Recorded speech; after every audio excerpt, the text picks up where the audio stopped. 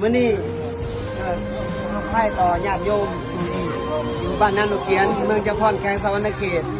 เป็นบ้านเกิดของครูบาเนาะเป็นป่าลุงจิตใจศรัทธาก็ให้ความเมตตาซอยกันตอนมีชีวิตอยู่ถ้าเกิดตายไปแล้วไม่ต้องซอยกันยามันคงเกิดประโยชน์เนาะซอยกันก็ตอนมีชีวิตอยู่นี่แหละอันนี้เบื้องต้นครูบาจะจ่ายเงินซอยก่อน7,000 บาทซอยครอบครัวผู้ที่ถือไข่ใหม่เพื่อน2 หลังเรา2เราเก่า2เนาะเขาก็มดเพื่อนก็มดเหลือคาคิงเป็นนาดูสงสารญาติโยมอันนี้มอบให้เนาะ7,000 บาทก่อนเด้อถ้าเกิดมีญาติโยมโทรมาซอยเหลือคอยจังสีมาขอโทษอีกเทื่อนึงเนาะตั้งใจเด้อมีสติเด้อนี่แหละมันเกิดขึ้นแล้วเขาต้องยอมรับมันให้ได้เนาะสิ่งที่หามาได้ใครใหม่มดมันสูญเสียไปแต่เขาต้องยอมความจริงให้ได้เขาต้องเริ่มต้นชีวิตใหม่เนาะ